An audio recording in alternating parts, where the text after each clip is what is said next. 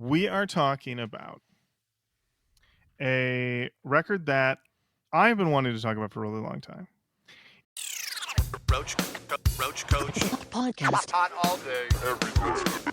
It's Wes Borland's solo record. And Wes Borland has a lot of solo records. Wes Yes. Borland is honestly probably one of the most prolific nu metal guys making all different types of music. We've already done one of his side projects before. We did Duke Lion Fights the Terror, Big Dumb Face. We did that record. And that one, I think we can all agree, left to center. Little unusual. Not playing to the Limp Bizkit fans, not playing to the normies, getting a little weird, getting a little arty. Definitely in that left field, Zappa, spaced out, having a laugh, bit of a goof, but also, hey, let's do this. Exactly. Serious silliness, I would say is what we're looking at there. I like that, Matt. Serious silliness. That is a good way to put it. I like that Siri also thought that I was talking about it with serious silliness. Thank you, Siri. Appreciate you. Yes. So let's turn on Do Not Disturb. Turn that off, Matt. So, Matt, now we have an angle that we don't normally see from Mr. Wes Borland when he's not in one of the biggest nu metal bands of all time. Okay? Correct. Because this is, drop the silliness, serious. This is serious. Serious rock record. It's a serious rock record, but it's a rock record for the radio. This was made to move some units. That record we're talking about is Black Light Burns, Cruel Melody. Matt, this album was released on June 5th, 2007. Which, if it were a nu metal record, would definitely be a come down. For 2007, kind of in a different space here. 2007, different musical landscape than we're normally used to. Absolutely. This record was put out, notably, on I Am Wolfpack, Ross Robinson's label. Yes. And this record came about after a long process of failed groups, failed projects that weren't working. So obviously when Wes is in Limp Bizkit, he does the Duke Lion record with Big Dumb Face. It's sort of just a side fun thing. Then when he leaves the band, and we've talked about this many times on the show, he does a bunch of interviews with MTV, and he's like, I got a new thing going on. I'm done with Limp Bizkit. I got a new thing. It's called Eat the Day. Yes. Works on Eat the Day for a while, doesn't come together because his plan was, I'm just gonna be the guitarist. We're gonna find a vocalist. They never find a vocalist. They never find the thing they want. Eat the Day falls away. Yep. Then it was just the tracks for it were released within the last 5 years. I want to say during COVID, he had a huge creative burst of, let me just get everything I've done out there for a minute. And Eat the Day is available, I think, still to this day. You can get it. Yeah, absolutely. Now, so that doesn't work. So then he puts another thing together for the Underworld soundtrack, The Damning Well, a rock supergroup. It's Wes on guitar, Danny Lohner of Nine Inch Nails on bass, Richard Patrick of Filter on vocals, and Josh Freese of A Perfect Circle on drums. Let me tell you, this, for me, baby, this is day one. I'm posted up at the record store. Where's the Damning Well album? Give me that Damning Well record. Wes on guitar, Richard Patrick on vocals. I got my face against the glass, Matt. They're going to tell me to get my face off the glass. I could squeegee it, get it clean again. This makes one song that appears in the Underworld soundtrack, and then it doesn't happen. It doesn't happen again. We go back to the well.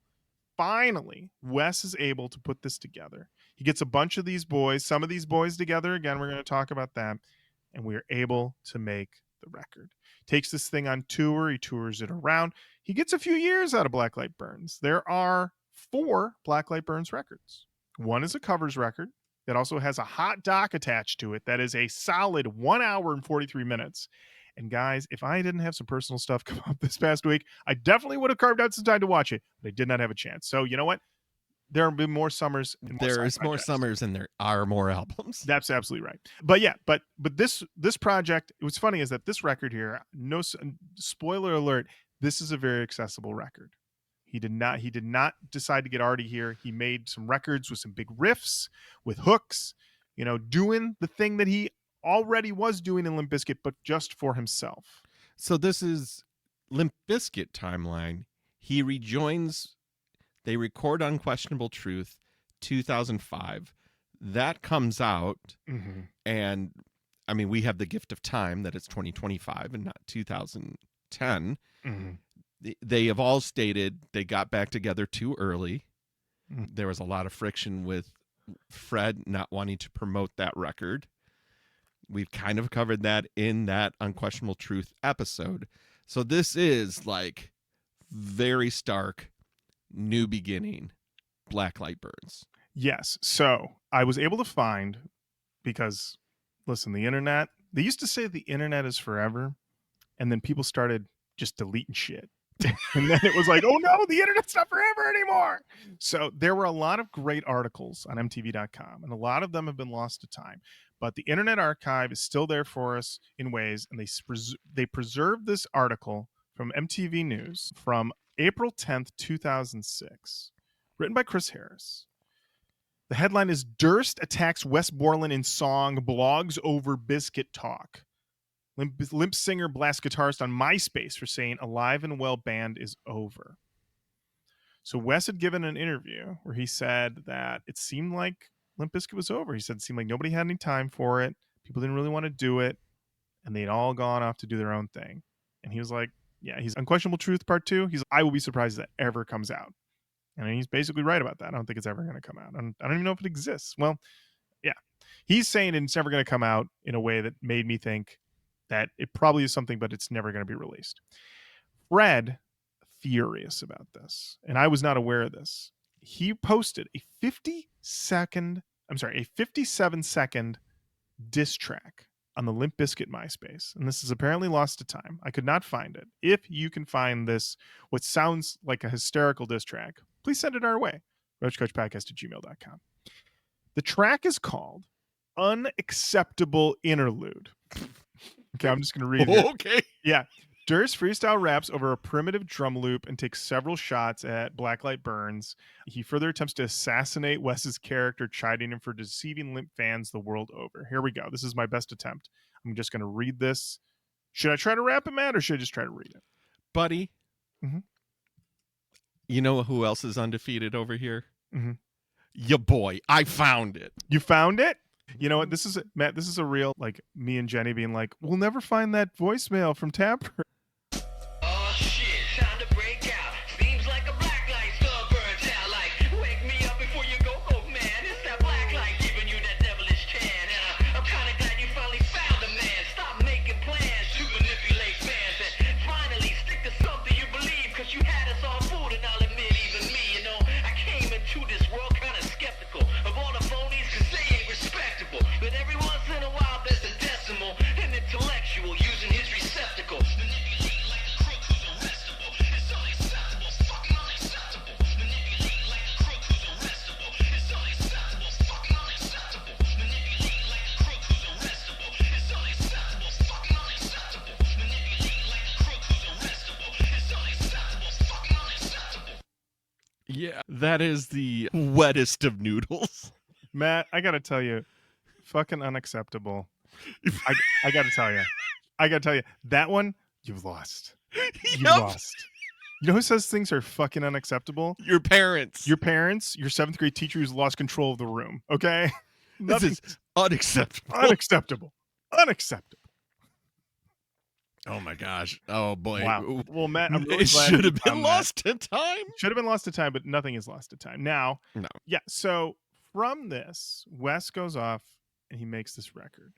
Now, I have to say that there are some pretty amazing quotes in here, because after he starts working on it, he says that he's writing it all himself, okay? He's working on himself, but he's also like trying to find his voice as a singer. And this seems to be a thing that we're finding. Head was trying to find his voice as a singer, you know, even though, I mean, obviously Sully was already a singer for Godsmack, but here I'm going softer. I'm going a different direction. So everyone's trying to find a different angle that anyone has ever expected from them before. Head never sang before, and Wes never sang before, like really. Mm-hmm. And he was very reluctant. That's the thing. In so many of these other bands, he was either doing a joke voice, or with Eat the Day, I'm not singing in this band. We'll get a singer. And now he's, no. I'm a front man it. I'm a do it. I'm going to be the guy. So he's working with all these people. And during this time also, he's being offered gigs left and right. Everyone's like, come and play for us. Come and play for us. Nine Inch Nails is like, come play in Nine Inch Nails. And he's like, nah, I can't do it. I'm turning it down. But Trent Reznor, my friend, I'm working on some stuff. Can you give me some feedback? Let me go to the Wikipedia. Trent Reznor offered his opinions on the material as it was at the time. He encouraged Borland to, quote, not sing like someone was asleep in the next room, end quote, and make it a heavier affair, while coincidentally Borland was changing the material slowly more into that. What a quote. Hey, you got a voice. Use it. Don't sing like someone's sleeping in the other room. Wow. Listen, when you get that from Mr. Fuck Me Like an Animal, you got to take that advice. Good note. I will say that I would say, unlike Head's record, which feels like a gradual, finding build to, I'd say like by like track 8, it's okay. Now he feels confident. I would say you'll notice from track 1, Wes is leaning in. I'm all or nothing. I got to lean into it. I feel that there's a swagger to it. I'm feeling a lot of different influences that we're going to hear as we go through this record. Matt, I wanted to know, do you have any history with this record? Were you familiar with it before today's episode? No, honestly, in 2007, musically kind of all over the shop. Great year for albums. I mean, we're looking at In Rainbows, Radiohead, Sound of Silver, LCD, before they were problematic, Arcade Fire with Neon Bible, Graduation. I was an Of Montreal fan, so I liked that ridiculous album by them. Gaga, Spoon. I mean, it keeps going. Like 2007 was packed with bangers. Hot year for sure. Absolutely. Infinity on High? Yes, I'm saying. You basically named like my entire top 10, top 20 list. Like there. That was basically almost everything. Remember that one Jens Lekman record we all liked? That was 2007. I had like every Jens Lekman record at MP3 in my iTunes. I mean, I probably listened to it only once, but I had them because everyone was saying it was hot. Now, I will say I did have a download of this album when it came out because I wanted to know what was going on with Wes. I wanted to hear it. And I went and checked my Last FM, and yeah, I was listening to it. I was banging these tracks. I knew these tracks. And when I went and did my listens for the show, I was like, I know this record. But I mean, I got to tell you, it's the other thing of listening with a good set of cans. All right. Oh, yeah. Catching the details, hearing things. It was very, very, very productive in my listens, I want to say. Of course, I have a physical copy of the album here, Matt, with the little slipcase. Picked it up from Second and Charles for a sweet $4.95. Love that. If you want to know how long I've been waiting to do this album on the show, I picked it up in November of 2016. Just a sweet 8 years. Listen, I knew we were doing the show. I was strolling. You know me. I guess we're at 9 years now. 9 years, yeah. So I have a physical copy here. Because we have cardboard slipcase. All the art, of course, by Mr. Wes Borland. Of course. We have on the front what looks to be a person, perhaps a lady. All of her face covered by hands, all grabbing there. And then when you slide it off, you have the actual cover, which is a painting of a nude woman laying in the water. And I had this thought, is she dead? Is she alive? I think she's dreaming. I think there's a dream action going on here. We also have what looks to be two big squids on the CD that is the symbol for Blacklight Burns. It shows up in the music videos. It shows up in the stage show. So that's what they were doing with that. It's like squids mixed with maybe like a tooth, I would say. And then inside the liner notes, you have all the lyrics very easy to read. You can read all lyrics. You also have a hard to see photo of the band. It's very dark there, but you can see the boys there. They're looking very profesh. We have a lot of suits going on. And yeah, there's the symbol again in the liner notes there.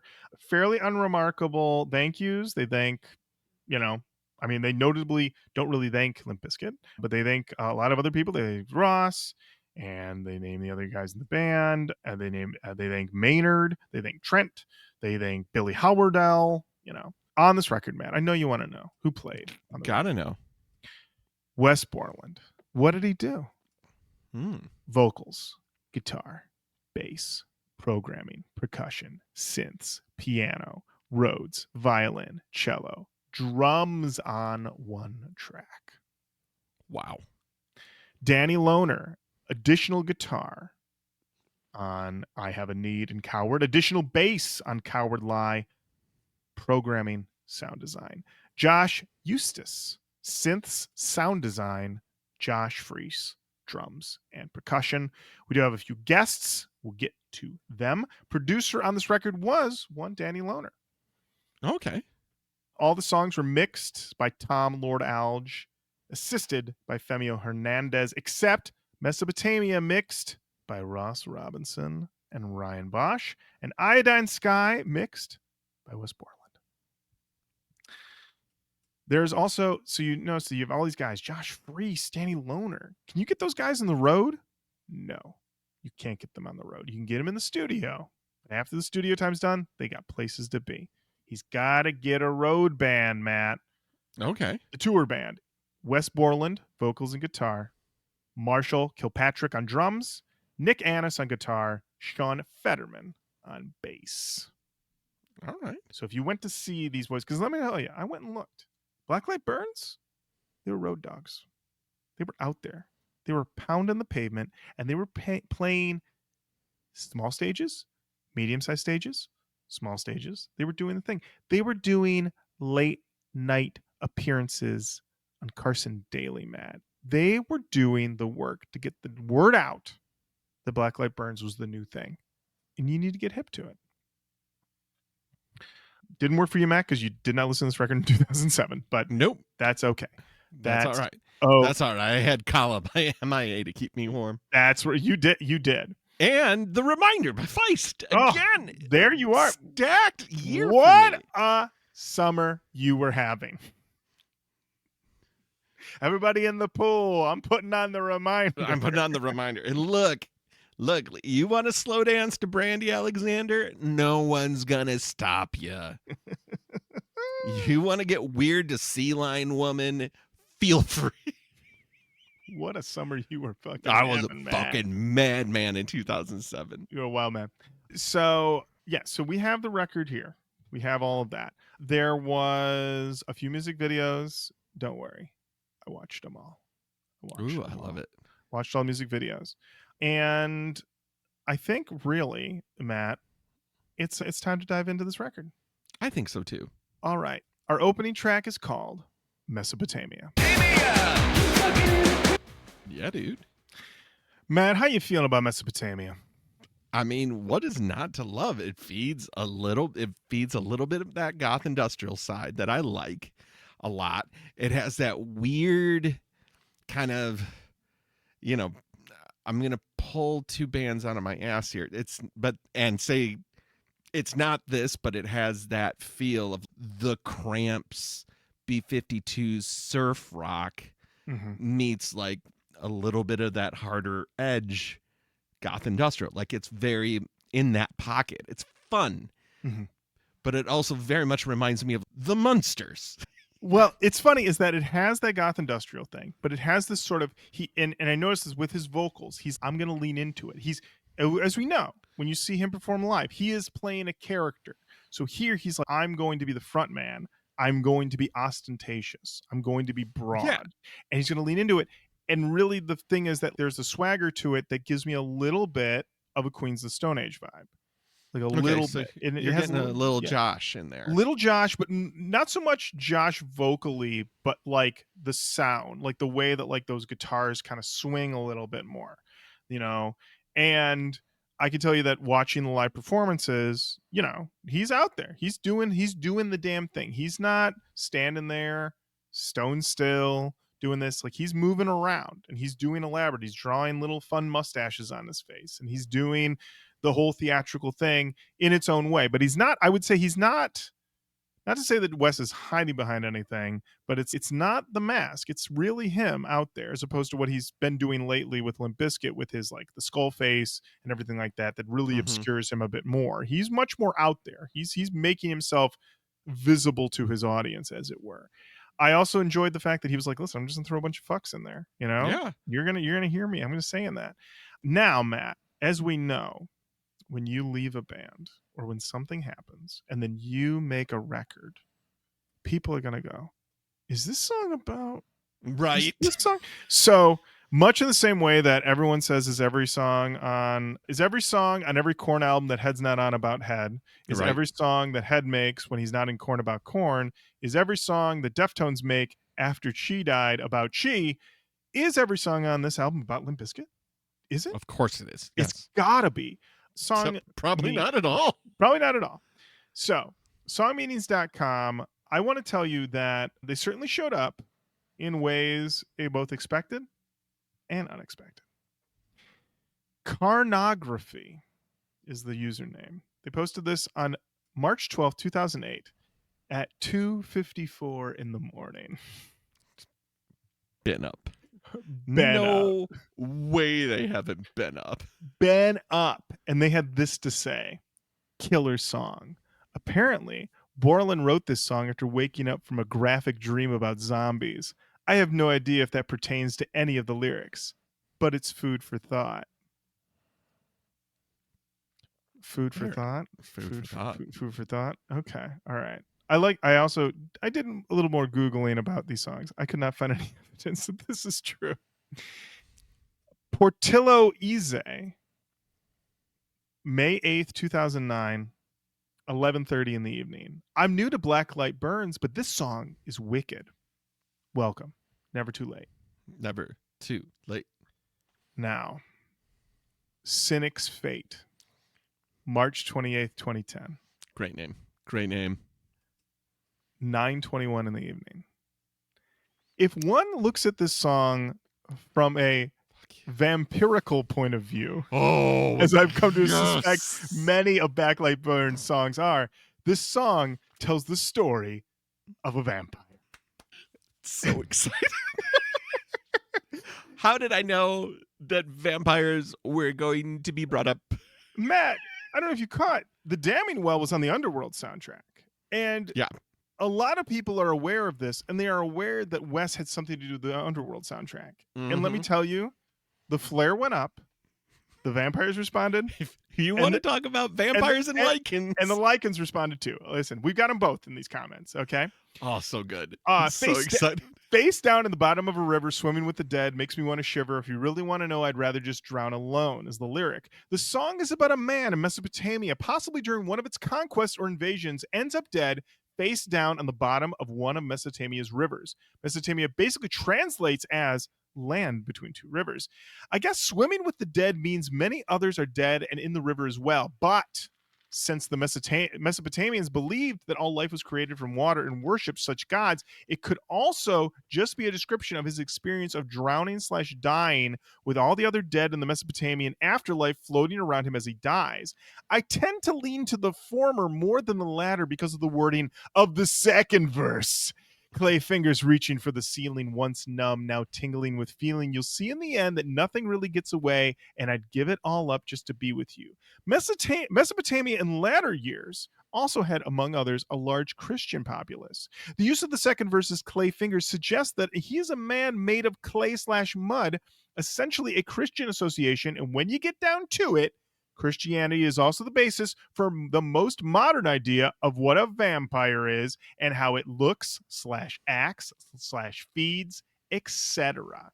The second verse basically describes a man is waking up, coming back to life. He's reaching for the ceiling, meaning he's waking up in a coffin, the ceiling being the coffin or tomb lid burial was used in Mesopotamia. Verse 3, you took back in the mud from which you've made and threw it at me like a fucking grenade. You keep cutting my throat. Then you ask me if I'm feeling okay. The first line also alludes to the Man from Mud Association, meaning he lost his life but was given it back, but it wasn't the same. He is now a vampire. As the years pass, he is still in Mesopotamia, though it is always under siege or in battle. Possibly he lives many lives there. The last two lines suggest he is wounded in battle and taken for dead many times. He both loves and hates this land. The city is just like any other. They keep blowing it up, then building up another. If you look in the hole, you'll see it ain't going away, and I'd give it all up just to be with you. Now, so many years later, he is still there. And though Mesopotamia has fallen many times, been conquered many times, he has seen it rebuilt and changed, and still he sees with ancient eyes how little it really has changed. And still he yearns for the old Mesopotamia he knew when he was alive, before he became a vampire. The city creeps him out. He misses the old days, but he loves the city so much that it burns, and no place else is home to him. Wow. Wow. Matt, as we all know, in Christianity, when somebody comes back to life, they're a vampire. Right.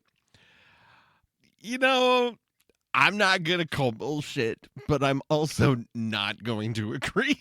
Matt, listen, what you have here is someone who's, if you're going to say it, you got to put your whole ass into it. Say it with your chest. Say it with your chest. Say it with your heart. And they were like, oh, yeah. Full-throated. This thing's about a fucking vampire.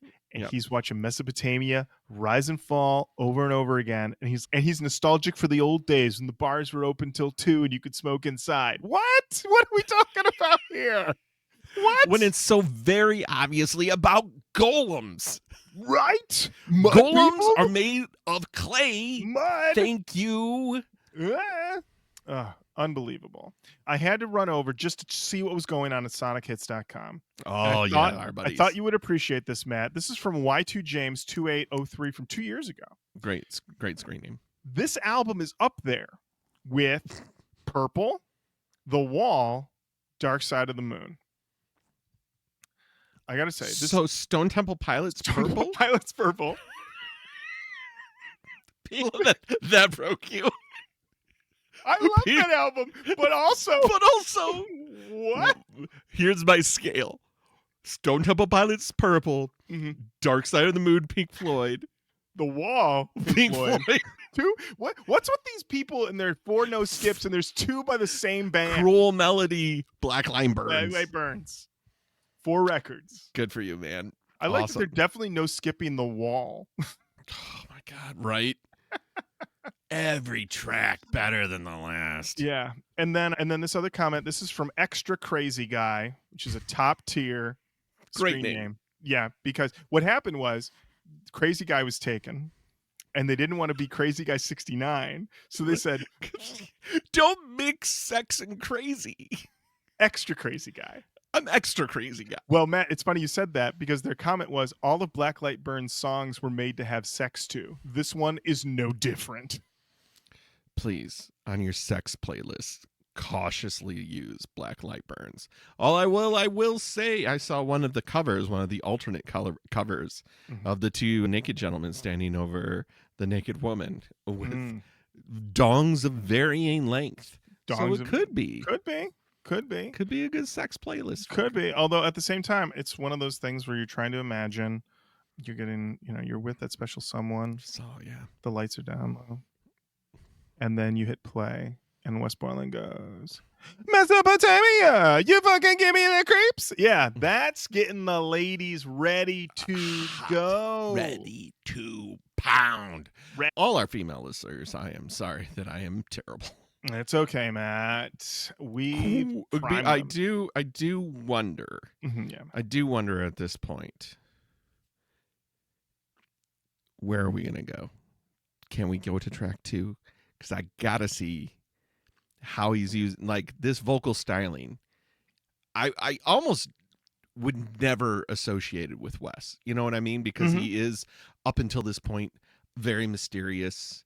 He's kind of always been a little bit aloof, the person who kind of just is like hard to read. Right. So I have never, I've seen a couple of the videos, right, but I couldn't really pinpoint his voice. So I'm super, Super excited to see where his voice goes. Also, when you said Mesopotamia, I thought Madagascar, and I was like, just like the Guns N' Roses song.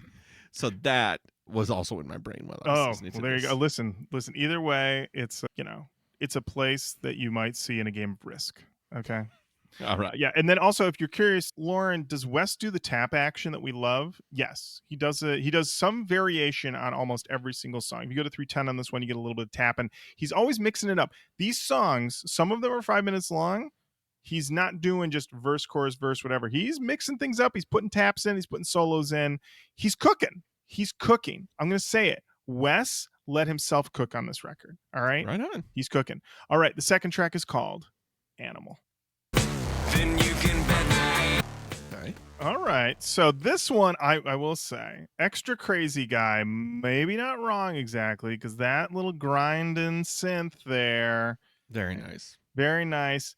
Very sex playlist. Although, this sounds like a bad relationship song. Very much so. Yeah. And I will say his voice very much at the front that's textbook Trent. It is. That is the vocal stylings of Mr. Reznor coming Absolutely. Mm-hmm. Yeah. So you have a lot of that there, but then there's once again though a little bit. Once again, he's doing stuff with the vocals that gives me still a little bit of Queens, like a little bit of Queens. Around 2:15. Definitely, he's got a lot of attitude. Yes. A lot of attitude. That's it. A lot of attitude. But hey, listen. He's been putting up with stuff. He was just deemed fucking unacceptable. Of course he's going to have a little attitude. He's so pissed off about that. He's fuck you. What? Me? Unacceptable? Unacceptable? What? Okay. Right. I'm going in the booth. Around 2:15, you get a little bit of that Perfect Drug drum sound action going on with a little bit of a rock out, if you want to hear that. Love it. Yeah, I'd love to hear that. 2:15, you say? Mm-hmm. And here we go. Oh, yeah. Oh, yeah. Yeah. He's layering, he's putting things in. I got to tell you, all my listens, never bored, always finding new things to hear. This record, I got to tell you, Christ-Scout Challenge this thing. This is an across the board, everything works. Dinner listen. Yup. Car listen. Yup. Headphones listen. Yup. This thing works in all zones. Okay? Yeah. As a frequenter of the Goth Industrial Club in Detroit, City Club. Yes. In the late 90s, early aughts. Mm-hmm. This completely would have played. 100% would have played. Following up Red Right Hand by Nick Cave and the Bad Seeds with this, you're good, baby. What do you want? Yeah. And he loves Nick Cave, so this all works out, you know? It would flow. It's got the bass that you're looking for, that sub bass. I like it. Sounding good. There it is.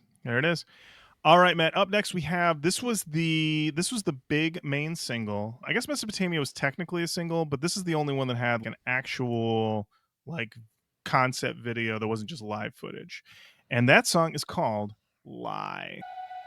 Living a lie. Matt, I got to tell you, this song, every time I listened to it on my listens, I was like, this was Money in the Bank. And then according to the Wikipedia, there was an issue with what they felt was a lack of promotion from, I don't know, the label and whoever as far as their tours were going. Because I hear this song, and correct me if I'm wrong, Matt, but if I am driving home, say, in Metro Detroit, it's 5:05.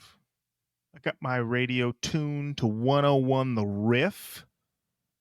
And that DJ, let's say 2007, Arthur P. still going strong. He just said, hey, baby, here's some new Blacklight Burns. And he dropped this thing, that chorus hits. You know somebody's hitting the rock line going, what was that song you just played, Arthur P? Oh, that was Blacklight Burns. Blacklight Burns. That was great. Play it again. Spin that one again. I'm feeling I got some liars in my life too. This thing sounds like Money in the Bank. Yep. You should have taken him over the top, baby.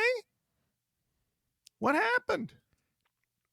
Well, I don't know, but I will say, reading the other albums that are out in 2007, this is a wildly varied field.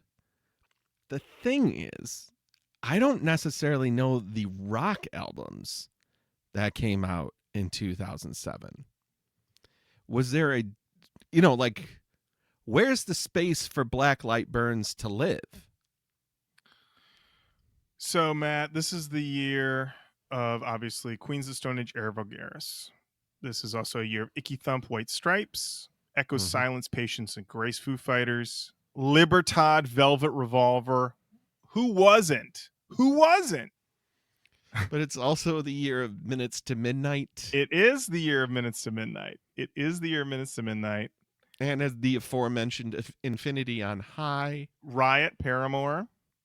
So you've kind of got the emo rock thing going. Mm-hmm. And again, I'm going to say this straight up. Say it. I like this. Mm-hmm. And I like this a lot. The hard part that I'm having isn't the quality. Yes. Quality's there. Mm-hmm. Very fucking high. Yeah. It's the timing. Because unfortunately, in 2007, I don't think people were necessarily looking. Now, with how segmented fucking everything is, right? I think this could have easily found its spot. Mm-hmm. At that point in time, it just feels like things were still even more siloed. Mm-hmm. If that makes sense, like, right. Mm-hmm. And it's just like this is great. And if this would have come out in 93, Jesus Christ. Mm-hmm. Well, we all have Black Light Burns tattoos. What are we talking about? We do. We got the little squid guy, tooth dude on the back of our necks. I am a firm no tattoo guy. But you are getting a Black Light Burn. I'm getting the fucking squids. You're getting the squids on my back. On your back. Full tip squid to tail. Full squid back. Wow.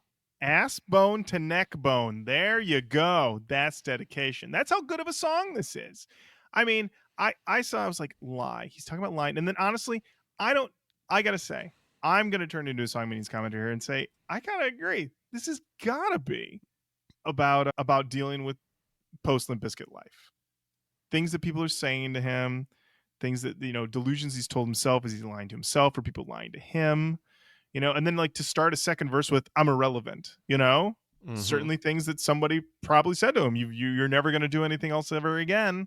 Limp Bizkit was it for you. And so he's just speaking out what he feels are their lies, let's see. I like the song a lot. It's also got big Underworld vibes.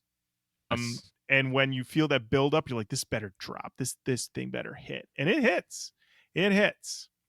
Songmeanings.com. The commenter's name here is just a jumble of letters. It's unpronounceable. They posted it on October 2nd, 2008, 11:42 in the morning. So somebody took an early lunch. I saw an interview with Wes, and he said that his lyrics are wrote in a way as so you can relate to them. Of course, he has his own meaning, but this song could portray so many meanings that it's hard to tell which is the definite one. For Borland's meaning, I think it is the time he spent with Limp Bizkit. Okay, fair enough. Dark Essence, October 3rd, 2008, 2:55 in the morning. Been up. I mean, your name is Dark Essence. I mean, this is where this is your time to shine. Yeah, absolutely. What are you talking about? Yeah. Woke up, wrote this. Yeah, exactly. Out of their coffin. Yeah. As it is said before, this song is about not being independent. This really spoke to me last year because I followed a group of so-called friends around, and it seemed to me that they did act like pigs, and I never felt like I fit in. Now, however, I'm independent. And although at first I didn't have any real friends, I found that finding friends that are actually real are far more satisfying. If you are hanging out with a group of people and you find yourself saying, what a bunch of fucking pigs, you got to get new friends. You got to get new friends. You got to get new friends. Cut fucking ties. What do we do? Immediately. Don't think if you're looking at the people, if you're sitting around and you're like, what a bunch of fucking pigs. No, get out. Punch out. Get out. Get a different ride home if you have to. Mo Bro Faux Show posted this on September 20th, 2022 at 2:51 in the morning. Wow. All these people have been up. I believe this song is speaking about a psychopath or sociopath and how they constantly lie and they must be good at it. They must be good at it. A little boy inside is the person inside of the psychopath that cannot be discovered, as it is a psychopath true identity. Confidence is key in violating trust. That lyric to me means that the psychopath will tell you a lie with the utmost confidence and can easily fool even the most skeptical people. Will Graham, please return to your family, stop hunting Hannibal Lecter, and stop haunting the song meanings comments, sir. What is this? Mindhunter? What are we doing here? Psychopath, sociopath. Relax. Relax. Shannon Moore Pop posted this on July 19th, 2007 at a very reasonable 9:59 in the morning. I think it sounds beautiful anyway. The way he can run the words, very talented. Very nice. Now, there was somebody named Reverie who posted a bunch of stuff. I didn't think what they had to say was very interesting, but this comment from Butt Crack Cancer on March 14th, 2008, 11:38 in the morning. I agree with Reverie for the most part, but here is my idea. I'm not quite sure about the first verse, although I might come back later and comment about that after I think about it some more. Incredible. They don't have the... I like no follow-up, by the way, right? We're still waiting. Oh, man. Well, first, they said they're going to do the other stuff. So they talk about the I'm irrelevant. I'm irrelevant and I'm living down in the shit. I follow these pigs around, but I never get used to it because they keep building and building their feculent franchise. To me, it seems he thinks life is a charade and he's realized it unlike everyone else. And once you do, life is completely shitty. On to the rest. Shitty, all caps. All caps. They said, I wish I could see this filth through someone else's eyes because ignorance was bliss, but now I must adjust to these animals. They operate on jealousy and lust. I'm taking back what was lost and I will not be denied. I'm crawling my way to the surface outside. These lyrics are possibly the best lyrics I have ever read/heard. Anyway, he sees life as if it is fake and doesn't like it. Now wishes he could see it normally again by looking through someone else's eyes. Okay, this is going to take some explaining because I've never been able to reach this state unless I was really messed up with marijuana. But it seems that he thinks he will be able to gain back his ignorance by, in a sense, making his way to the outside. Now, whenever I get to this state, it feels like there is some sort of boundary on our brains, and it feels like there is something on the other side, possibly something with all the answers. Or now I'm burning alive, just like you. This is what happens. It sends us back down to the bottom. I don't know for sure. Just a thought. This motherfucker going through it. He is going through it. Going through it. They don't have all their thoughts formed. Also, their experiences with drugs. I don't know to tell this person to stop or to do more. I don't know. Finally, Micah 2113, May 12, 2008, 10:33 in the morning. Well, to me, the first part of the song means he does not live a life of individuality and free thought. He has to focus to kill the little boy. Children are ignorant, selfish, and lack reasons for doing things. They just do them. However, it's hard to do things for the sake of doing and, quote, violating the trust of those who expect certain things out of you. You have to know why you are doing it, know it's best, and know it's not easy. Therefore, he is burning alive. He is meaningless because he doesn't live the way he wants to. He does what other people do. He sees this and how people operate on jealousy and lust. They do things for themselves. He then wishes he didn't see this because it's easy to be ignorant and not have to think for yourself. However, because he knows he's forced to change, again, change is hard. Now he's burning alive, i.e. suffering, just like everyone else who tries to oppose the masses. Essentially, change is not easy. It takes time and suffering to be yourself. This person's going through a lot. The main thing is that they hate children. Number one, hate kids. They hate kids because kids are ignorant, selfish, and lack reasons for doing things. They just do them. This guy was forced to watch a child for 10 minutes. For once. Yeah. And they were like, put that down. I got this all figured out. They're like, hey, put that down. No. Why don't you put it down? I don't wanna. What do you mean you don't wanna? Everyone has a reason. You ignorant idiot. They come back and somebody's like, are you upset at somebody who poops their pants? Are you having a fight with somebody that poops your pants? You got to get perspective. All right. That's the thing. You got to keep it in check. Okay. Mhm. Well, what good is it going to do to yell at this child? Absolutely. Matt. Zero. Matt. Zero. Dad to dad right now. Oh. We've all been there. Oh my God. Where our kid is taking us to the limit and then we have to put it and go, wait a second. This person has no money. This person, no clue. Concept. No clue. They have anything. no concept, anything. Why am I mad at them? They don't know anything about anything. But this person, and this person's so mad at kids. Nobody can make me madder faster. I would consider myself a pretty chill guy. My daughter, from 0 to 100 in a no. Okay. Yeah. How about I asked you please to do the thing that we're trying to get done? Right. How about I'm being nice here. Yeah, absolutely, Matt. Yeah. Oh, I know.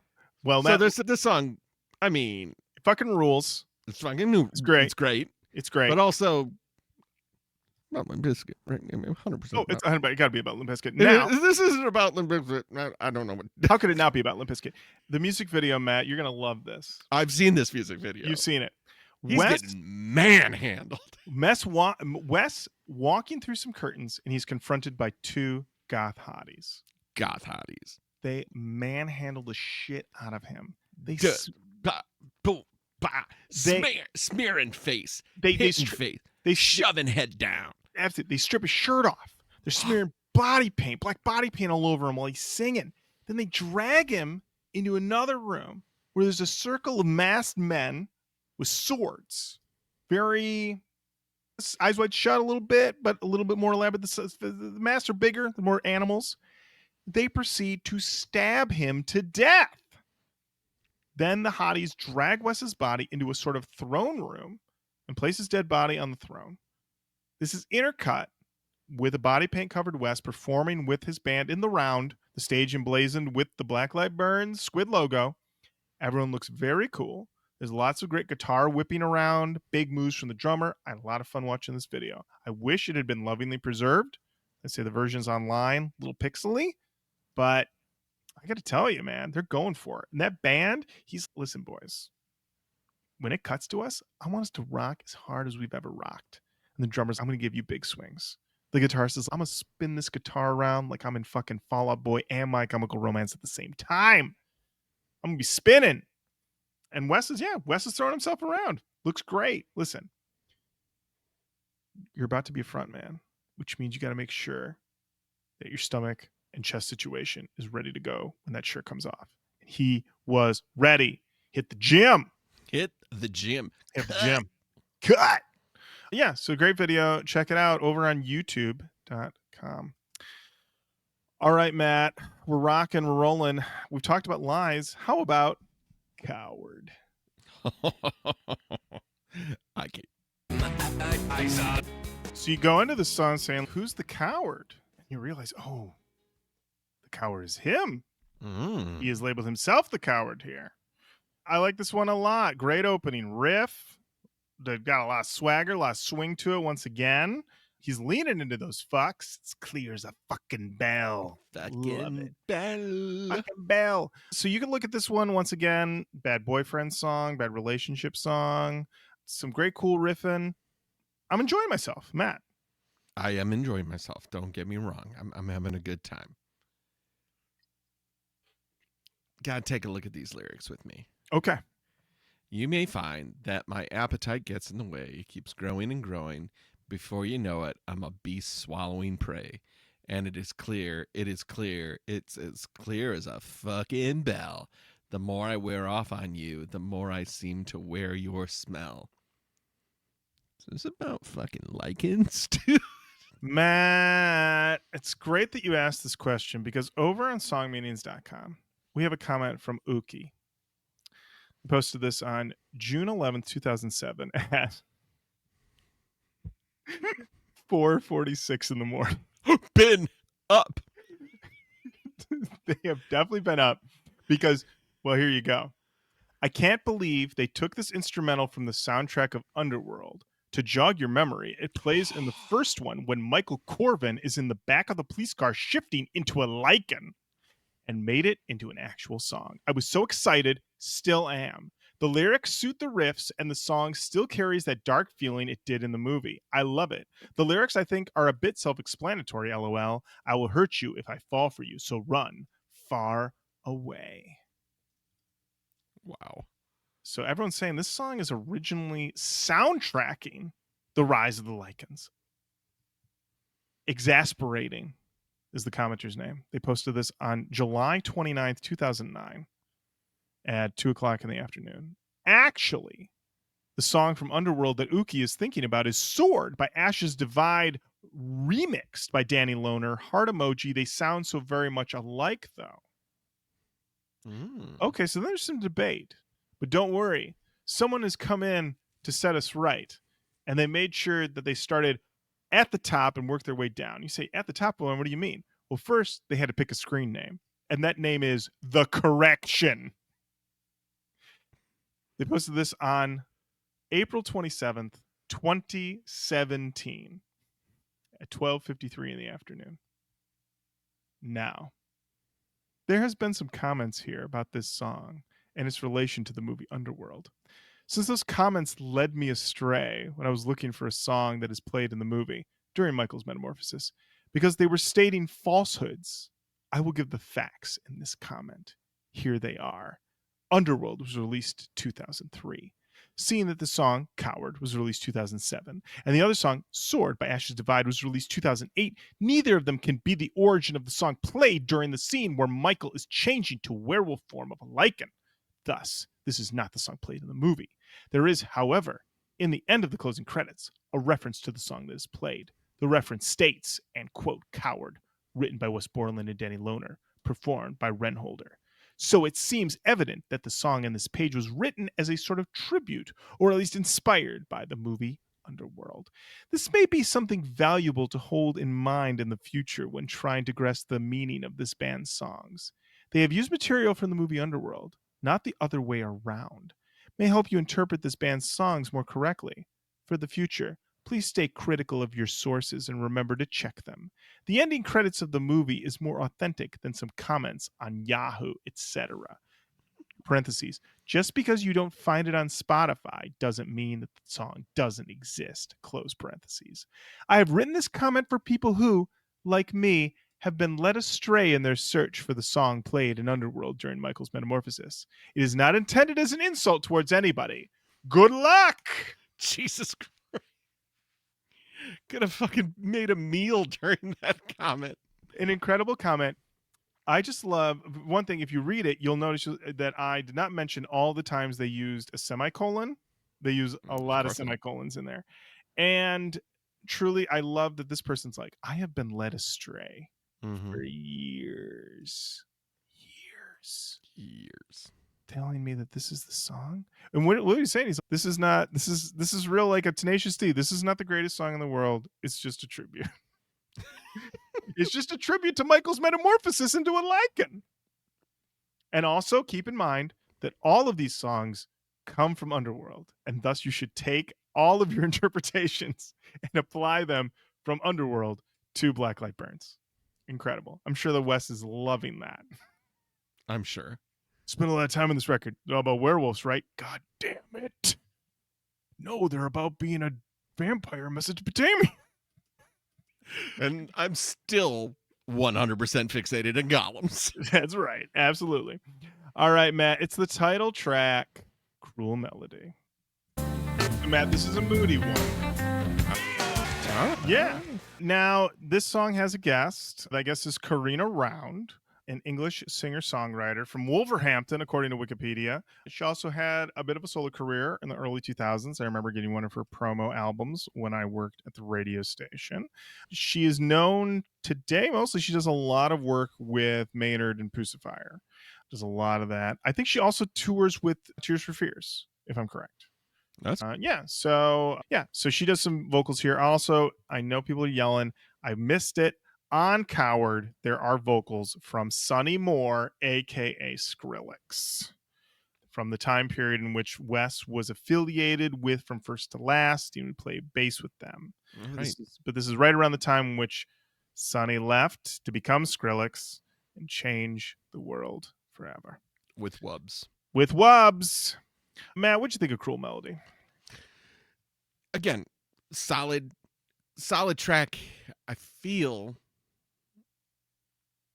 this is a bummer. Let's take. It's hard because I actually I don't know Wes. You don't. Neither do I. It is very parasocial, but I have studied the man at length because of this show, and have listened to more interviews with him than any other of the artists that have been on this show. And I can hear him say in retrospect, he was like, I fucking tried to do what we did in Limp Bizkit with Black Light Burns, and it just didn't go. And it's like, with retrospect, I'm like, in Limp Bizkit, he is the X Factor. Right. And then this, like, he's trying to be everything, and I think it kind of flattened the curve. All the songs are very good, but they all feel 10 years too late.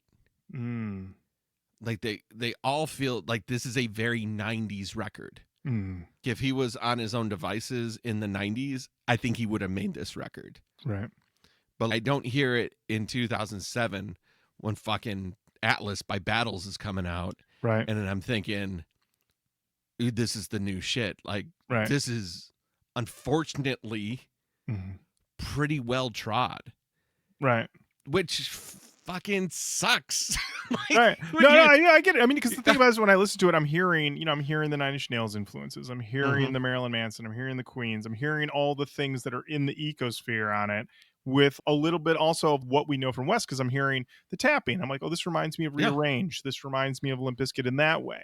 So it's like, how do you get away? And then I think this honestly makes sense of why the stuff he's made sense is so far afield and doesn't sound at all like LB. It doesn't ambient sound and kind of like experimental stuff. Exactly. And then even the later Big Dumb Face stuff, I mean, it makes sense. I mean, even I would say the next, obviously the next Black Light Burns record is a coverage record, but then the one after that is darker, is not as hooky as this one. And then the record after that one is basically a concept record that I remember the first time I heard it, I was like, is he trying to be Liars? That's what I thought when I heard that record. So, and I think that record has no vocals, if I'm remembering right. It's been a while. So, yeah, with this one, yeah, I see exactly what you mean. But it is a nice time all the same. But yeah, I'm not having a bad time at all. Right. But if you would have told me this came out in 96, I'd have been like, perfectly slotted. Right. You say 2007, and I go, huh? Uh-oh. Yeah. I should mention genre tags: industrial rock, alternative metal. All that tracks. I'm like, the same year A Weekend in the City by Block Party came out? Same year? MGMT's Oracular Spectacular came out? I think it's Oracular Spectacular. It probably is. I've never said it out loud. I think that's the first time I've ever attempted. Who is? You don't ask for the album. You ask for kids. You ask for time to pretend. Okay? Yeah. On songmeanings.com, everyone's just trying to get this thing figured out, you know? Dead Inside in 1989 on February 12th, 2008 at 11:59 p.m. said, it's a cruel melody that you sing when I'm awake. The cruel melody is the girl's feeling that that he loved about another man, it wasn't meant for me to win. The other man wins. That's what it means to me. Okay. Tainted Deity, July 24th, 2008. This is 4:00 in the afternoon. Yep, I have to agree. This song appears to be out of a relationship, or perhaps before a relationship begins. Things are going fine, but another guy comes along and steals/gets to her before the narrator can. The narrator still feels for her, but now he can't have her. The song mentions the good times in the past and the great times now in the present. Okay, interesting idea there. Misery Machine comes in November 7th, 2010. 3:00 in the afternoon. Great. Now I won't be able to listen to this song anymore. Oh boy. I did that to a friend of mine, but he still doesn't know it yet. I haven't told him. Great. Guilt. Fun. But then again, she told me he had no chance anyway. So it wasn't meant for him to win. Now I have a mark on me, like a brand on my skin that only I can see. Next song. Okay. Amazing. Amazing work that this person listened to the song, then went to song meanings, read this comment and went, "Oh shit, that's me. I did that. I did that to my boy. My beautiful boy. I'm guilty. My friend, what have I done?" If you are going to song meanings comments and having an existential crisis because of someone else's comment, oh boy. Oh boy. I don't know what to tell I you. don't know what to tell you. Misery Machine, you may be aptly named. All right, let's listen to the God bless song. us, everyone. Yeah, let's listen to the song that they're already referencing. It's called The Mark. I hear this and I go, oh yeah, this is the same guy who made the Out of Style riff. This is the same man. He's got it. I equated that sort of sound to almost like an elephant roar. Really enjoyed it. This is, I wrote in my notes, this is an album about fire and death and scars. And this song fucking rips. Like it a lot. Yeah. I've again, like no real, I have no complaints. Like it isn't, it is very good. It is very good. I would say at times his lyrics are a little too straight ahead. Right. Let's call it that. Just Sure. Hey, here we go. This is it. Okay, great. But I don't know what else to say. Like I'm enjoying it, but also I feel like it is just washing over me. And I don't know if I'm getting caught with any hooks. Interesting. That are going to stick around. Okay. I think the first couple of tracks there, the first three, I would definitely be like, this needs to go on a mix CD. And now I'm kind of just, okay, good songs. So I'm not angry, but it does not feel like it's going into an extra gear. Okay. You know what I mean? You know, it doesn't. Let's be honest. A lot of bands would fucking murder to write songs that are this good. They can't even. This is so leaps and bounds above average. It's ridiculous. Yeah. And it still needs the extra gear. Right. And it's like, how do you give that as a note? Oh, just fucking be extra. Like, what? I already am. What more can I do? Literally am the extra guy. I don't know. Well, you know what I mean? Like, right. Especially now, here we are almost 20 years later since the release of this record. It's really good. I don't know why it didn't work either, but I guess it's kind of like timing and just didn't have the right juice. I mean, fucking what? Right. What do I know? I don't know anything. Yeah, and I mean, and we're not even really getting to it, but almost like nearly every song has a really cool, interesting solo going on halfway through, or Wes does some cool tapping stuff. It's all there. There's always something interesting to listen to. And yeah, and then in this one, I'm going to give you a riff that sounds like an elephant roar. Love it. It's great. Matt. Yeah, buddy. How about a little bit more LB? We got this next song, I Have a Need, featuring Sam Rivers on bass. What? Matt, if you go to 225, we get some very Flake from Rammstein beeps and boops going on. Oh, yeah. Listen, we can just say it. Wes Borland, he kind of can do it all. He definitely can do it all. You can definitely do it all. This one here was originally supposed to be on the Unquestionable Truth Part 1 EP. It was written for Limp Bizkit. It was deemed not fitting thematically because it was not metal enough. And so it was given back to Wes, and that is why Sam is on it. But they said he could have it back, and thus it became a Black Light Burns song. I like this one. It's another solid track. Wes rips it up on this. You could also, once again, this could be a bad relationship song. It could be post Limp Bizkit, or if you're a maniac, it's about the eternal war between the vampires and the Lichens. It's up to you. It could be. Where are you in your life? Are you dealing with relationship issues? Are you a former member of Limp Bizkit? Are you in the eternal struggle between the vampires and the Lichens? Matt, where do you stand? Are you a vampire guy or are you a Lichen guy? Who you Ooh, great cue. You know, I'm down with the Drax. Ooh. But I'm also down with the Wolves.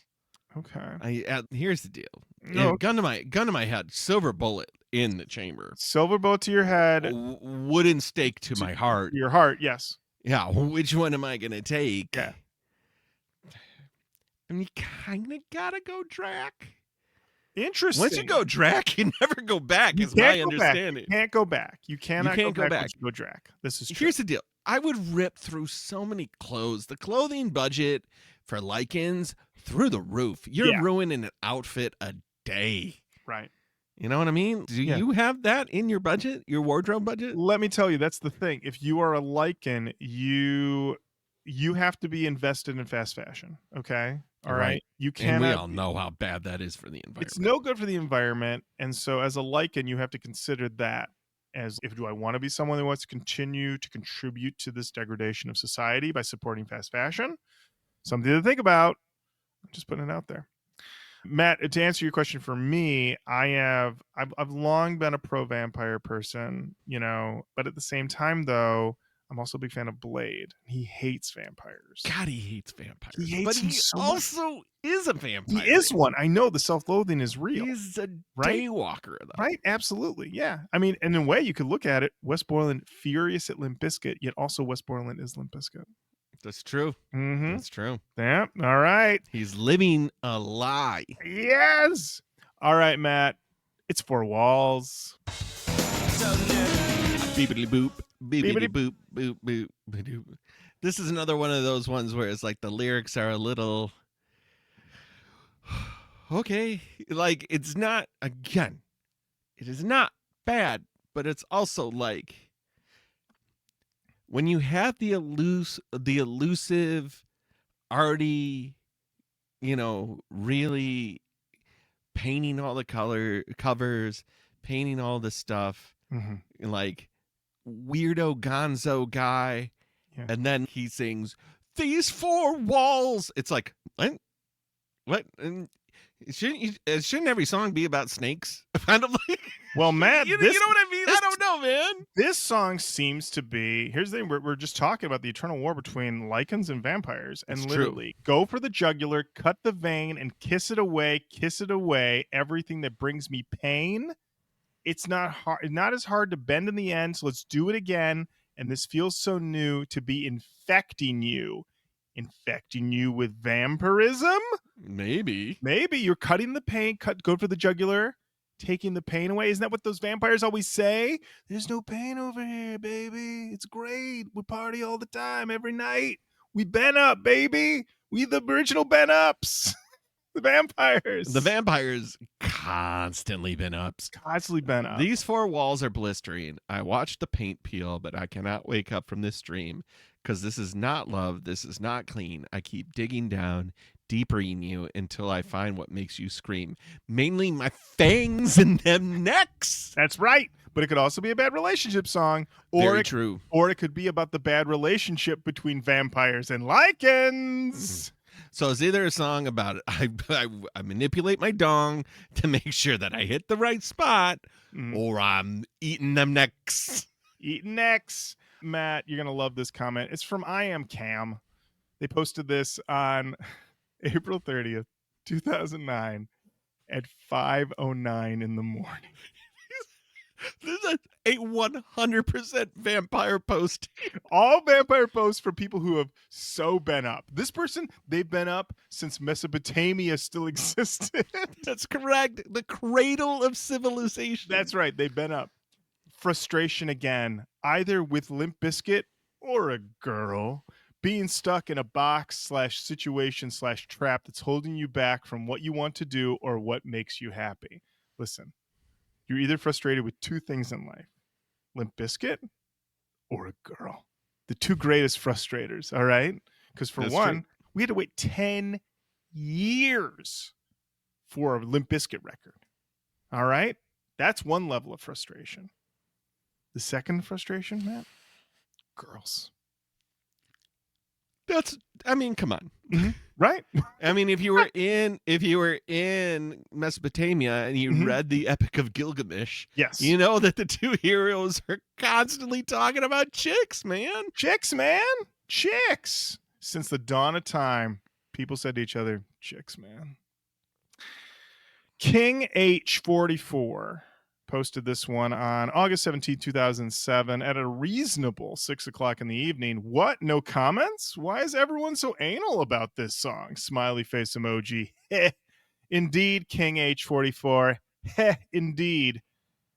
Cyanide Soul, January 28th, 2011. This is at 4:50 in the afternoon. I don't really think this song is about vampires at all.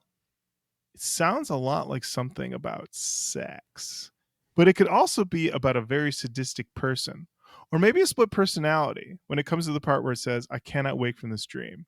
Kind of says something about that. I love it. This song isn't about vampires. It's about sex. I have some bad news for you about vampires and their iconography. Again, I'm going to say maybe this is all just Mesopotamia, fucking Epic of Gilgamesh shit. Matt, you're going to love this next comment because it's from Dark Essence. October 3rd, 2008, 2:52 in the morning. Well, to me, most of these songs seem to be about vampires. For instance, just look at the first line. Also, where it talks about getting deeper into the skin, vampires bite people, and how his addiction to blood is not love. For vampires, it is often referenced to as like taking drugs. So it is simply implying that it's not love, although he loves the way it feels. Then the four walls part is when the vampire tries to start not drinking the blood, and at the end, he finally reverts back to it. Dark Essence, sounds to me like you know a lot about vampires. Dark Essence, did you work at Pizza Hut in the mid-90s and tell me that the only way to become a vampire is to want it bad enough?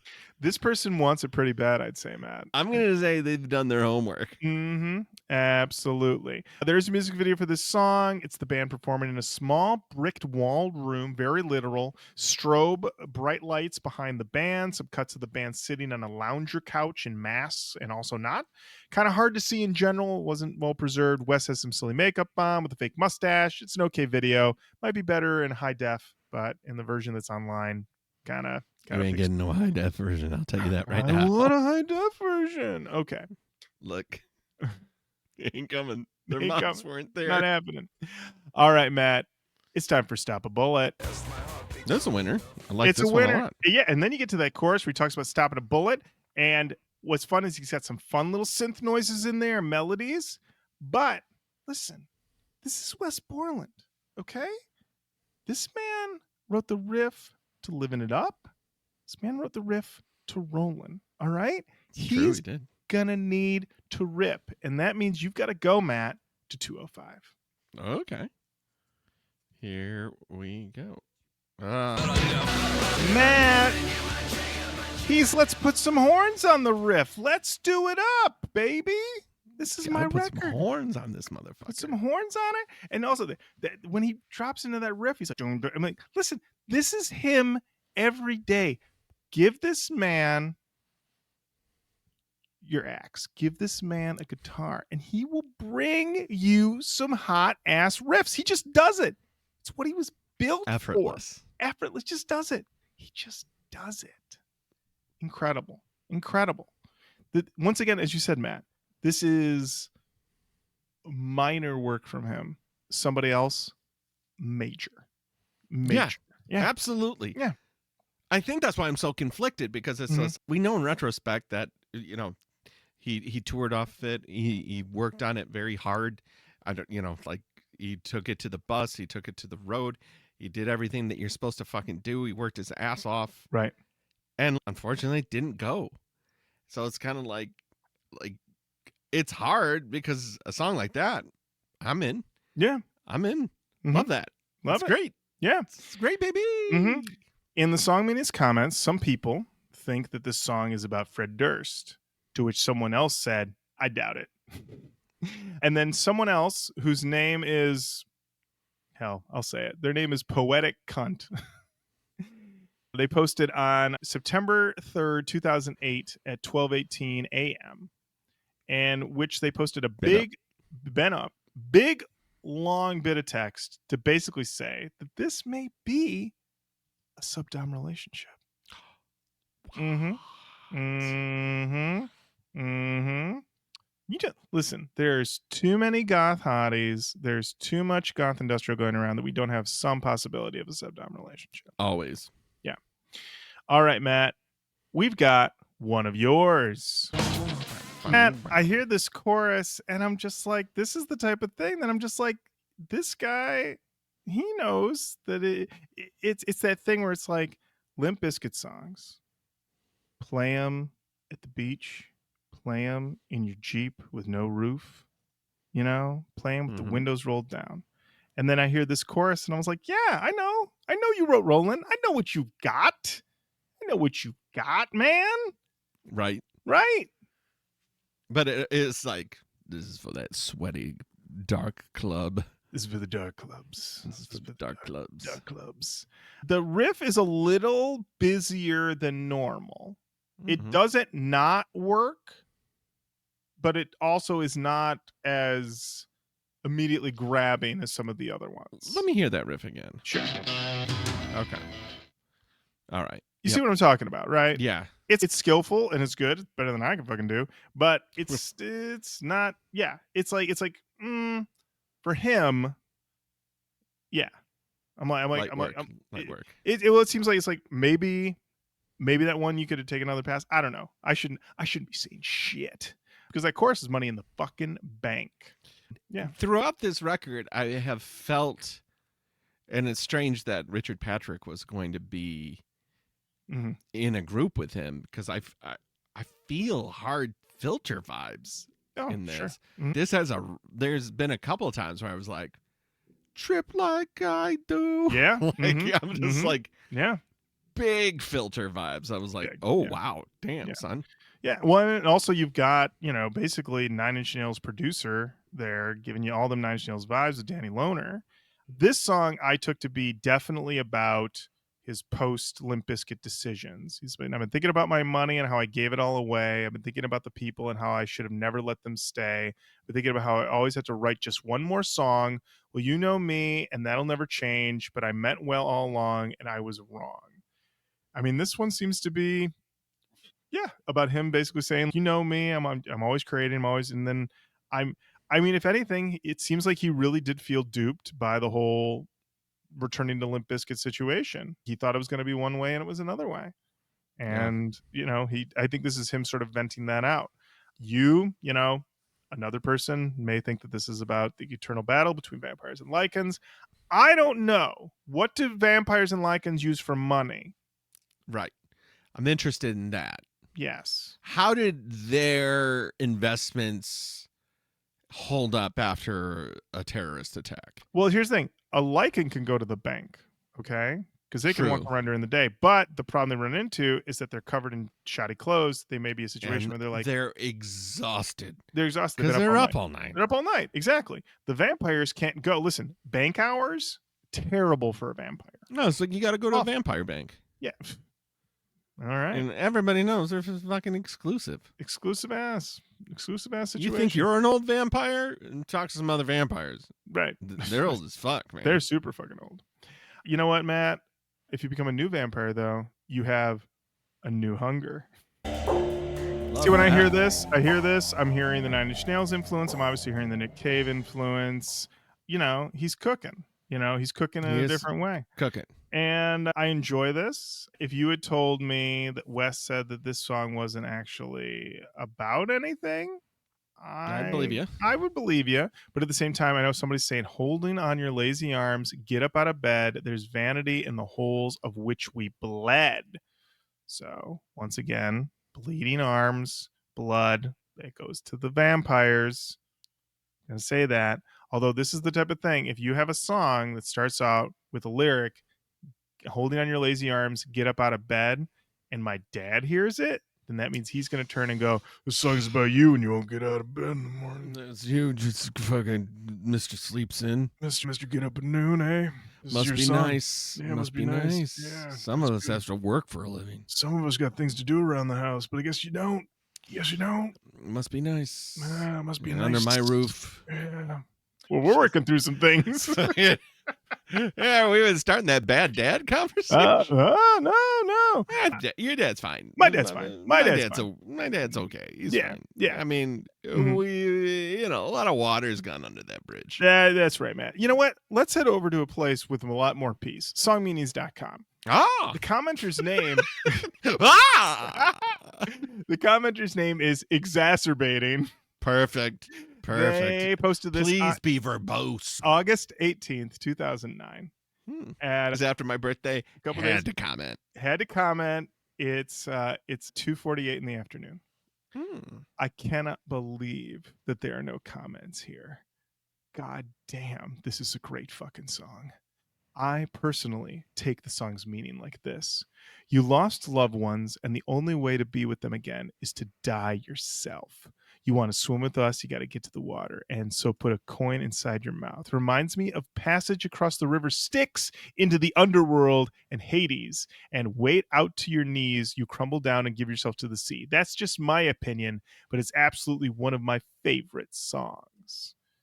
Okay, so this person going through it. Azara Azanath responds February 10th, 2010, 3:22 a.m. They've been up. I always took the line, you want to swim with us, you got to get to the water, to be something about a new way of thinking. If you want to argue with or argue for a certain cause, you damn well better be educated enough on whatever you're talking about. This person just came from another forum where they lost. 3 o'clock in the morning, they're fucking pissing, motherfucker. Jesus. I fucking won that argument. I don't care what anybody fucking says. Let me see what's going on in Black Light Bird song. Jesus. I got a fucking axe to grind. Oh, God, you better fucking have your shit lined up. I swear to God. All right, Matt. We got a couple left. Yep, we're doing all right. Do you have any questions for me? How respectful of our time is this album? Matt, it's 62 minutes and 33 seconds. A little loaded. It's a little loaded. But I'll be honest with you. This album, 3 listens. And also, I was listening to this album before we even did it on the show. Doesn't drag. It never felt a drag on it. Never felt, let's get going. Because we got a lot of riffs. We got a lot of variety. And I'm just having a good time, you know? Having a great time. I'm having a great time. Because listen, my options are, this could be about the Limp Bizkit. This could be about girls. This could be about the eternal struggles between the vampires and the Lichens. I have so many things to keep me occupied. All right, Matt. This song is called I Am Where It Takes Me. All right. Of course I do. All right, here we go. It's killing me. Okay. Moody back half, more Nick Cave vibes. I'm here for it. I'm enjoying it. This is a duet with one Jonette Napolitano, who's best known as the lead vocalist and bassist and songwriter for Concrete Blonde.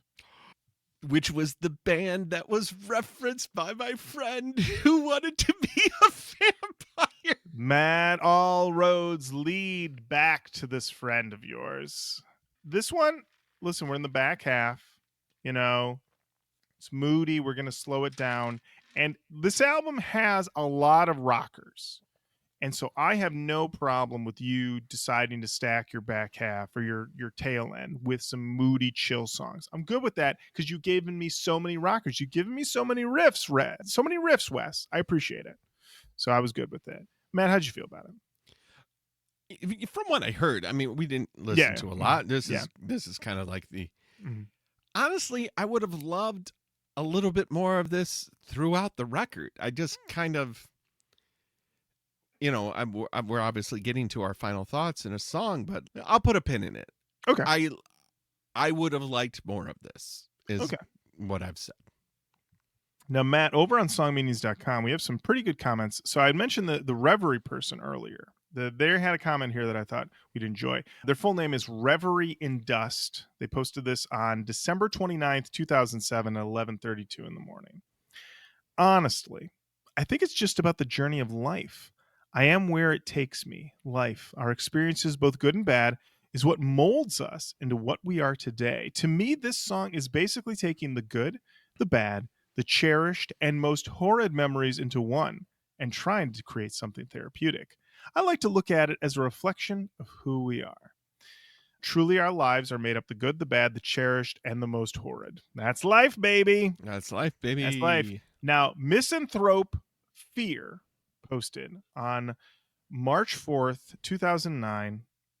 This is at 3:18 in the afternoon. This song makes me hella sad, dude. IDK. Why it just does. I am not sure the meaning of it other than what Reverie and Dust said. I mean, how else could you explain it? This is an amazing song and an even more amazing band. I can't wait for the next CD it will own.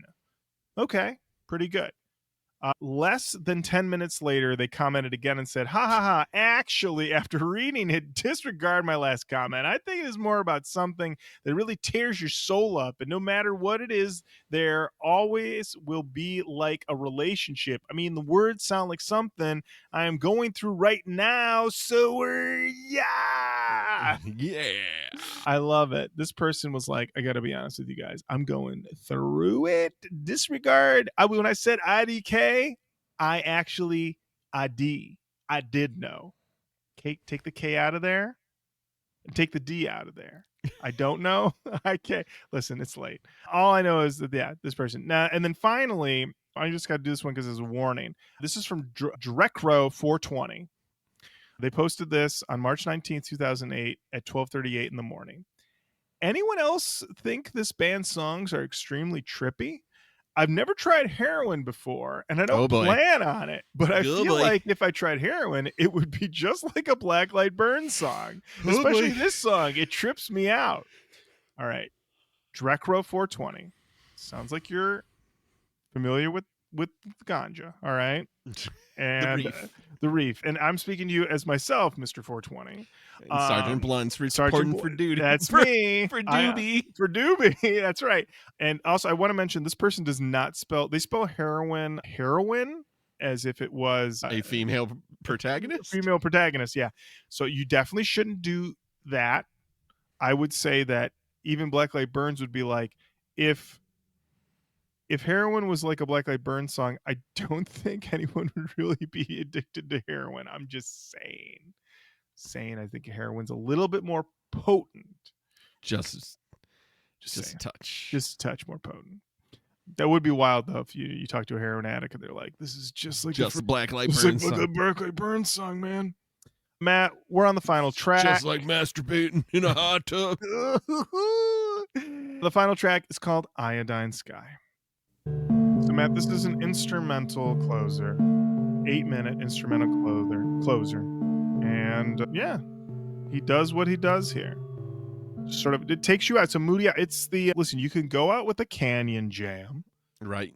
You know, or it's exit music. It is. It's exit music. Exit music for a film. Everyone's trying to make their own, and yeah, it's a nice little moody. Just takes you out, takes you on your way, and that is the record. Cruel Melody by Black Light Burns.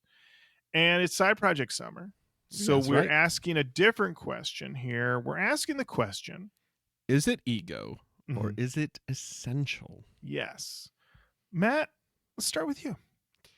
Man, this is tough because I don't think it's an ego play. Or else he wouldn't have gone back in 2005. I feel like he's been pretty hat in hand. Tried some things didn't work out. I'm still the guitarist of Limp Bizkit. Let's patch this up. Oh, this didn't go the way I wanted it to. Well, I still want to make music. Maybe I can I'm going to do my own thing. Right. You know, the level of anger and where his headspace is his and not mine. As an observer, right? Right. It does smack of, but I am going to do this my way. Right. Because I am playing every instrument almost. Mm-hmm. I'm writing every song. Yeah. I'm writing every lyric. So there, besides Trent Reznor giving me notes, which again, great note. Ace play. Mm-hmm. If you can have Trent give you notes. Right. Let me tell you, I could tell you 1,000 industrial bands in the mid-90s that would have loved some notes. Love some Trent notes. So in that sense, like, it is a full bore Borland effort. Like, mm-hmm. it is 100% Wes. Mm-hmm. And therefore, it could definitely be ego. But I just think it's an artist wanting to make their art. Mm-hmm. Like, so, right, yeah. So I don't, which does take ego, mm-hmm. but like he's self-flagellating on so many of these songs, pointing the finger at himself, being like, I've seen the enemy, and the enemy is myself. Mm-hmm. I'm the enemy when I'm not standing up for myself in a situation that I don't want to be in. Mm-hmm. I'm not doing what I'm supposed to be doing when I'm sinking my teeth and dick into you to make you scream. Right. I'm also the bad guy. Right. But is this essential to understand the greater? If the question is if it's essential to understand the greater Wes Borland, then it's fucking essential. No questions asked. No questions about it. It is absolutely essential. Is it essential to understand the Limp Bizkit oeuvre? Not at all. It's not essential in that way because it's disconnected from it in such a way that you don't get you already knew Wes was a fucking great musician. Right. So this doesn't prove new points, which kind of brings me to why I was more interested in those last couple of tracks. And why I like Crystal Machete and kind of some of the ambient stuff, because it's like, it's fucking out there. Like, right. I feel like for as much of his own creation that this is, mm-hmm.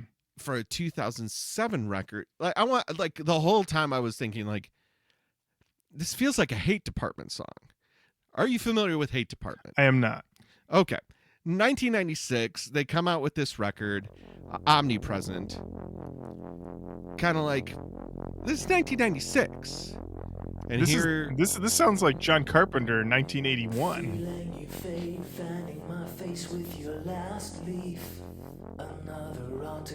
So like, this just to me in my brain is, oh, I've heard this before. Right. Mm-hmm. And when they drop hard into industrial metal, right, instead of into the West thing. But it was like, the thing that makes Wes even more interesting all the time is that he is this riff master. He is this wild artist. He is this wackadoo guy who will commit to bits and wild characters. Mm-hmm. And this album stays safe a lot of the time and doesn't really, like, it just feels like the undertaking of it was the exploration. Right. Doing it was the exercise. Right. Not going in a direction that's even. Do you know how fucking hard what this record is to do? Period. Right. Mm-hmm. Yeah. Like, it's so hard. It is. Yeah. So it's just, of course, it was worth the exercise. It's essential to understand Wes Borland, but I don't believe it's an essential piece if you're trying to understand Limp Bizkit, because I don't think there's enough new moves inside of this record that would make me go, yeah, it's great for that. Yeah, I really did struggle with our, the two posts. The two posts. Thank you. I really struggle with the two posts on this one of Eagle or Essential, because I look at it as a very, like you said, he's self-flagellating. He's putting himself out there and saying these things. But there isn't anything like, I enjoy this record a lot. Going back to it, I was like, I'm rocking, I'm having a good time. But do I think this record is as good as or better than any of the Limp Bizkit records he had a part of? No. I don't think it's better than any of them. And so it doesn't feel essential in that way. And in the way that I'd say looking at Head's record and seeing how that was, that you kind of need that in this journey of him. I feel because Wes has put so much out as a solo artist, as side projects, that I would say that, the Big Dumb Face stuff, I would say some of that stuff is more illuminating. This feels in a way more minor than I anticipated. Yeah. When I listened to it, and it's not to say that it wasn't worth his time. I enjoyed it. I had a good time. But in the history of his discography and the work that he's done, yeah, it feels more minor in that regard. And that's how it goes sometimes, Which is wild because like I take a look at Where Is Duke Lion, He's Dead, as like way like in a way I wanted some of that in here because that felt like, oh yeah, I'm going for it. Tremendous. So yeah, great. To the rafters. It's so wild. Yeah, and this one, I mean, it's that thing of also, what was the discussion of, am I trying to make radio songs? Am I trying to do that type of thing? Or, as everyone else keeps saying, am I just trying to communicate the eternal battle between the vampires and the Lichens? If that's and in that voice, it is also essential. It is essential because we need to record that. That needs That's correct. We cannot let that battle be lost to the annals of time. We have to know about it. And I know people are probably going to write in and say, Lauren, Matt, is this your lead up to you guys doing an entire Underworld series? I don't know. I've only seen the first movie. Okay. So, buddy, I've seen them all. Okay. Wow. There you go. So I don't know. I'm dedicated to the craft. You're dedicated. I've never seen The Craft. You've never seen The Craft? Oh. I've never seen The Craft. Seen all the Underworlds. Okay. Never seen The Craft. Wait, is The Craft about witches? Correct. Okay. I ain't a witch guy. Not a witch guy. Not a witch guy. Okay, Matt. Now, are you not a witch guy because you believe that the Salem witch trials, they weren't actually witches, and anytime they dramatize anything with the Salem witch trials to insinuate that they're witches, it is just demeaning to the people who did die during the Salem witch trials? Sure. We're both tired. Yep. Yeah. Listen, Matt, I've seen that leveled against some witches. Some witch film. Asked and answered. There it is. So I guess I'm going to lean ego on this. I'm going to lean ego over essential. This is our own rating scale that we've given ourselves. We have to pick one, I guess. So I would lean ego. Yeah. Like in a bad way. No. It's just, it was kind of like in the way it just had to be done. Right. Yeah. I mean, the thing is that we say ego, and yet, like we said, this is not even his most self-indulgent work. So not even close. But we had a good time, and as you heard, we got riffs, and we're rocking, and the vampires and the Lichens, who will win? The battle continues. Time will tell. Time will tell. And that does the hybrids. That's who wins. Oh, that's true. That's right. I forgot about them. Oh man. Never forget about the hybrids. Never forget about the hybrids. Anyway, I'm gonna go jerk off to the Underworld films. I'll see y'all later. Excellent. That just brings us to the end of another episode of Roach Koach. Thank you so much for listening. Keep on saying hello to us online. Facebook, Twitter, Instagram, YouTube, TikTok, Blue Sky. We're on all of those. Send us an email, roachcoachpodcast@gmail.com. Head on over to the Patreon, patreon.com/roachcoach podcast. Become a patron. The crack is coming. The butt rock bracket. It's going to be incredible. And until next time, Matt, thank you. Lauren, thank you.